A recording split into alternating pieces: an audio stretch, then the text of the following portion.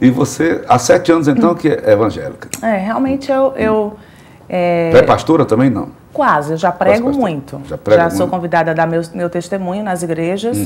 E sempre que eu vou com muita alegria, porque eu gosto de falar o que Deus tem feito na minha vida.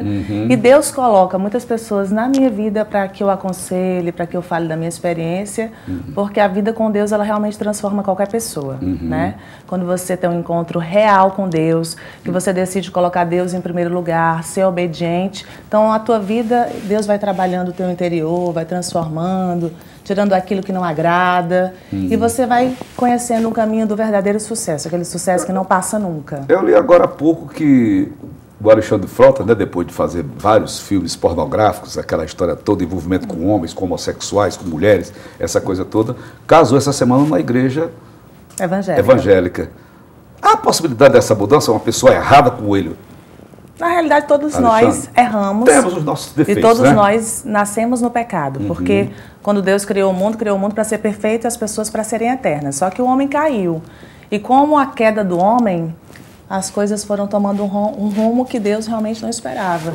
E Deus permitiu que o filho dele fosse para a cruz, para todo aquele que nele crê não pereça, mas tenha a vida eterna. Você falou o filho dele, interessante. Eu conversar com o doutor João Amaral, que é meu dentista. Doutor João Amaral, faz implante, aquela coisa toda. Nós não somos filhos de Deus. Filho de Deus foi Jesus Cristo. Nós somos criaturas de Deus, segundo ele, né? Nós somos criaturas e passamos a ser filhos quando nós confessamos Jesus como nosso Senhor e Salvador. Foi isso que ele me explicou. Porque a Bíblia diz que nós temos que confessar diante dos homens, porque quando nós confessamos, Jesus confessa o nosso nome para Deus que está ao lado dele. E a partir daí nós nascemos de novo, porque o homem nasce do pecado. Então ele precisa nascer de novo em Jesus, para que através disso a gente alcance a salvação que foi perdida quando Adão pecou, quando Eva pecou. Como nasce do pecado, né? Nasce, porque a nossa raiz... Porque o sexo para vocês é pecado? Não, a questão é que o sexo só é abençoado dentro do casamento. Quando ele é fora do casamento, a Bíblia fala que é prostituição, porque você não pode dar o seu corpo para qualquer pessoa, a não ser que seja dentro do matrimônio, com a bênção de Deus, porque a Bíblia diz que o corpo da mulher pertence ao marido. E os dois, quando se unem, são uma só carne. Então, é um templo, então, de Deus? É um templo de Deus. O nosso corpo é templo e morada do Espírito Santo. E a Bíblia diz que qualquer pecado que você venha a cometer, cometa fora do corpo. Porque o nosso corpo é sagrado. Isso. Então você não pode entregar o teu corpo para qualquer pessoa, você não pode, até porque quando você há relação sexual, há uma relação espiritual também. Você cria um vínculo com essa pessoa espiritualmente falando. Então eu acredito nisso, eu creio que nosso corpo tem que ser respeitado mesmo e que o sexo só quando o marido vier, que tiver a bênção de Deus, até porque eu quero começar um casamento dentro da bênção de Deus, com a bênção de Deus. Quero começar tudo certinho, porque tudo que começa certo, termina certo. Eu venho ouvindo agora a música do Padre Manzotti, Reginaldo Manzotti, eu gosto muito da palestra dele, não é? E daquela música que ele está com o Exalta Samba, né? Eles falam na volta de Jesus. Você acredita que Jesus voltaria? Com certeza. Eu acredito, na Bíblia fala isso. Você crê que a Bíblia é a palavra de Deus? Sim ou não? Eu já li 2 vezes a Bíblia. Você crê que a Bíblia é a palavra de Deus? Está seguindo, eu vejo tanta fantasia, coisa fantasiosa ali, né? Na Bíblia? Sim.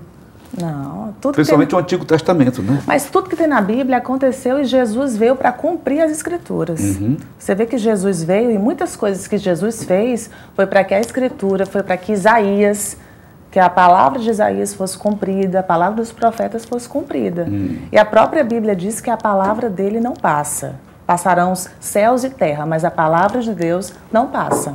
E eu te garanto que quem segue a palavra de Deus consegue ter uma vida de intimidade com Deus e você consegue ver Deus falando com você. Você consegue visualizar os milagres de Deus quando você tem uma vida mesmo de intimidade com a palavra. Porque a Bíblia é um manual, né? A Bíblia tem o quê? São orientações para a sua vida.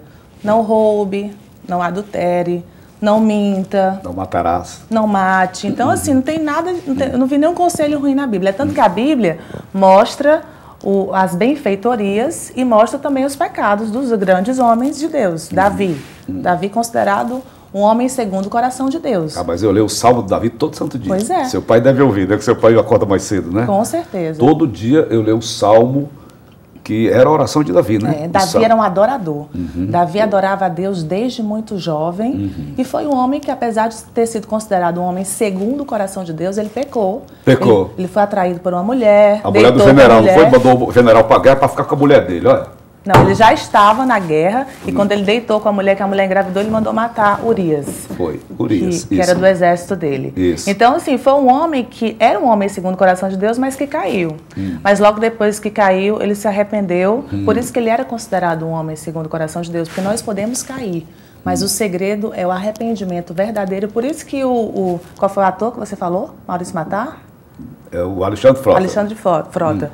Por isso que qualquer pessoa que recebe Jesus verdadeiramente se converte, não frequenta a igreja. Porque muitos frequentam a igreja... Apaga o passado todo?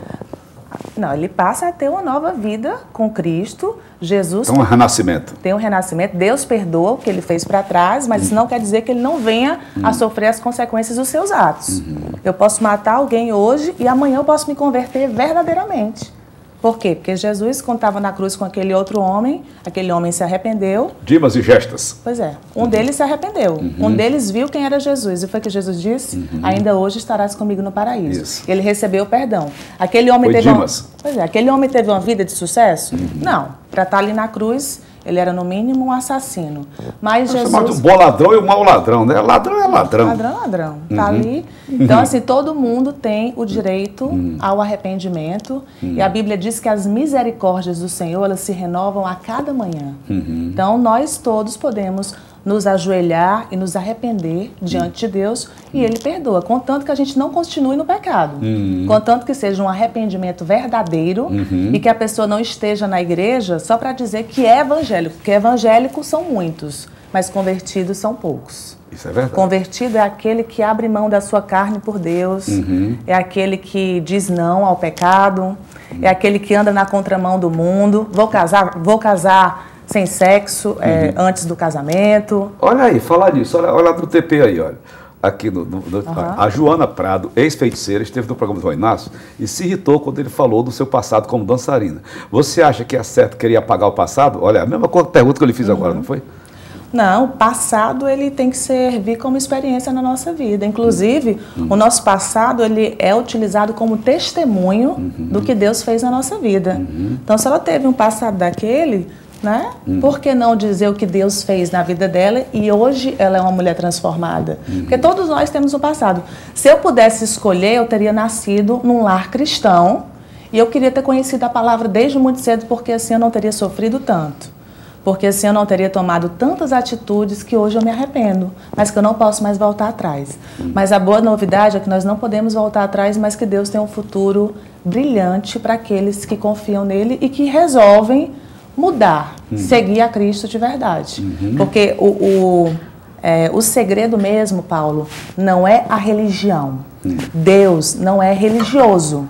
Deus não está preocupado se você está na igreja A, B ou C. Isso. Até porque não é a igreja que salva, não é a católica, não é a evangélica. Quem salva é Jesus. E Deus está preocupado com o seu coração, se você está convertido de verdade. Agora, o fato de eu frequentar a igreja evangélica é porque lá eu me alimento mais. Lá tem a palavra de Deus. Tem defeitos? Tem. Todas têm. Mas lá tem a palavra, tem o louvor. E lá eu me alimento e esse alimento faz com que eu me aproxime mais de Deus. Eu costumo dizer que tem o homem, a igreja, que é a cama elástica, e Deus. A igreja, ela não pode fazer nada por você se você não fizer. Mas ela é uma forma de te aproximar de Deus se você quiser. Então Deus está preocupado com o coração. Ele conhece o coração do homem. Ele conhece coisas no nosso coração que nem a gente conhece. Às vezes nós somos capazes de fazer coisas que a gente nunca imaginava que fosse capaz, né? Mas Deus conhece o nosso coração. E Ele quer a verdadeira conversão. Ele quer que você fale como Deus fala. Ele quer que você tenha atitudes que Deus teria no seu lugar. Ele quer que você seja o espelho de Jesus aqui na terra. E é isso que é a verdadeira conversão. Não que nós sejamos perfeitos, porque perfeito só Deus. Mas nós temos que buscar essa perfeição dia após dia. Nós somos templos de Deus. Somos. Você vê que quando Jesus disse, não foi? Derrubarei essas igrejas e ficarei em 3 dias, não foi? Porque foi a ressurreição dele, né? Com certeza. Muita gente pensa que ia construir novas... Não, o templo era ele próprio, né? E nós só nascemos de novo quando nós reconhecemos que Jesus é o Filho de Deus. E é o único capaz de nos devolver a salvação que nós perdemos quando nós caímos. Por isso que todo homem precisa de Jesus. Tem até uma historinha que eu gosto de contar, posso contar? História do jumentinho, para você decorar. Diz que o jumentinho chegou em casa super exaltado, né? Mamãe, eu sou uma celebridade. Mamãe, eu sou uma estrela. Acabei de dar autógrafo. Mamãe, eu sou... Não sei nem como é que eu tô morando nessa casa ainda. Aí a jumenta olhou para ele e falou assim, mas que foi isso, meu filho? Foi que houve?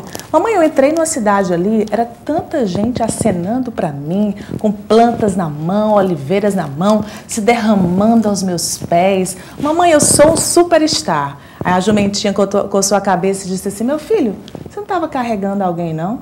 Tava, mamãe, um tal de Jesus. Oh, meu filho, sem Jesus você não passa de um jumentinho qualquer. Muito boa. Tá, então, Natália Varela, prazer ter aqui no programa, tá certo? Prazer todo mês. Você sabe que eu te amo, né? Domingo, sou sua fã. Domingo eu estarei lá assistindo novamente seu programa e amanhã vai um alôzinho novamente o pessoal encher a sua cabeça. Paulo Viana estava mandando alô para você. Inclusive, quando eu fazia jornalismo na Unifor, todo dia eu ia te ouvindo, né? Isso. A audiência muito especial a sua, muito grande na TV também. O homem é uma potência. Até 90%. Tem só que ficar mais pertinho de Jesus agora para ter uma vida mais vitoriosa ainda. Quem sabe? E pode contar comigo. Se quiser ir para a igreja, está convidado. Eu sou católico, menino, não praticante, né? História é essa? Sei que eu não entendo. Nascido e criado dentro do catolicismo. Mamãe é muito religiosa. Pois pratique Jesus. Pratique Jesus. Eu estou bem com ele. Pronto, ore. Você vê que a minha vida tem um rumo, né? Bem, graças a Deus, sempre ascendente, né? Com certeza. Tá entendendo? Eu não tenho do que reclamar de nada. Eu acho que eu sou uma pessoa abençoada já na minha vida. O segredo é a gratidão. Com certeza. Se você for uma pessoa grata, né? E entender que tudo que você tem vem de Deus, com certeza você vai ter mais êxito ainda na sua vida. Mas eu entendo isso mais do que você imagina. Não, eu sei disso. É por isso que ele lhe exalta tanto. Valeu, minha linda. Beijo, viu? Um abraço do seu pai, viu? Obrigada. Tá certo? Ele também é seu fã, viu? Um abraço, seu Jonas.